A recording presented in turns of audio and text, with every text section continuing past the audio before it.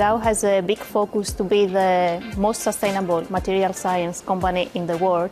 So the SDG-Challenge is one great opportunity to work on these areas for mobility science. Today, Dow inspired me a lot on how much focus they did and effort they put into sustainability. And also with the car, the Jaguar, how much they are putting effort into testing out raw materials to make it more circular. Really inspires me a lot. I was inspired by the questions of the students because for some aspects they already came with a couple of new ideas or even different directions that we have thought of yet. So looking forward to see more on that. By participating in this SDG challenge, I hope to create a strong bonding with my teammates and make a difference for Dow and the world.